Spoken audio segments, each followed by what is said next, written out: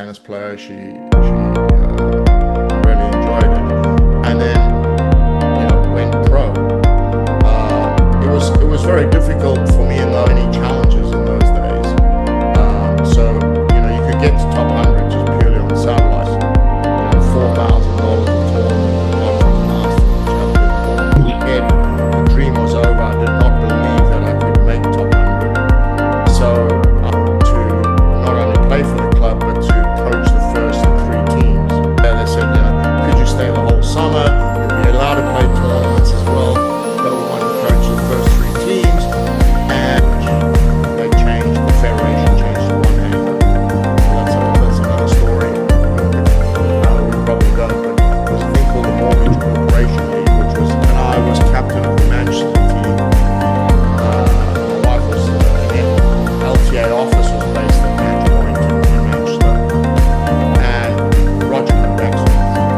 So I started doing some work there, and basically, and because of the indoor courts, and they started asking me to do international trips with teams, and basically my squad, I created a full-time squad. John Hicks had another squad in Wrexham, and John Page with Leighton Alfred had one in Nottingham. So this powerful, but when they decided to shut down the Leeds Academy, and some good players came, T. O'Brien, Anna Fitzpatrick made semis at Junior Wimbledon. So it was contact with Bath, with Barry Scolo, and joined the Bath setup. So a long sort of 35-year career on tour, back on the travel, and I'm not working. That's so. Yeah, let's dive right into that. About your, obviously now you're kind of moved away from the LTA and moved. Lots and lots of matches and lots of points. So one of the first steps is to make them aware of exactly how the sport, 9 or 50% of their points. It becomes very obvious that the sport is, and unless you're in the top 4 in the world, you're going to quickly slide down to winning about maybe 51% of your 51% of their matches. So you'll find and then they're all winning 50% of their matches. How does that work? And when you explore streak is 3 matches or more. And so if you look at a lot of the snow on the year, and you play about between 30 and 40 in the world, because that huge chunk of points from that winning streak, it has you in that place. So, they've been, especially understand that, if you're on a losing streak, it's not fun. It's never pleasant. But unless you're doing really well when you're playing well and confident, and try to get, as low winning streaks.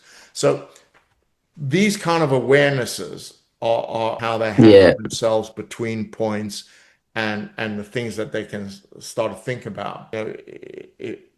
If you really struggle to accept, it's not a winner, it's off your racket, forced or unforced.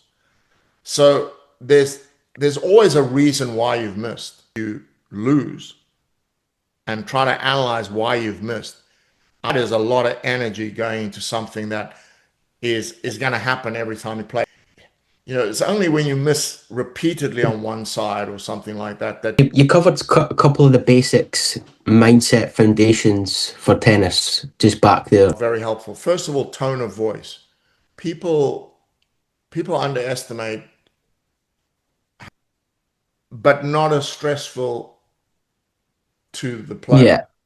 So and not this I can't believe I'm doing this, and my bloody backhand and my forehand and everything. If your mind is racing like that, all the top players, they have great posture, they walk tall, they walk around like this, with good body language. Already you're starting to win the battle of body language and tone of voice are 2 things that young players can stay disciplined to keep coming back to it, because they're all gonna slip up. Slipping up isn't the problem. It's what does it take to be a champion in mindset for tennis, in David Sammel's opinion? Wow. I mean, not many go, extremely fast. I mean, you're there are a lot of pro. Podcast, Racket Sports Performance Well, Podcast. on that thing, I've got together with a really good paddle coach, and there's going to be a paddle, and you want some of life mindset to go with it. Uh, Thanks for having me. Okay, this is the Racket Athlete Podcast, Racket Sports Performance. Chris signing out. Have a great day, folks.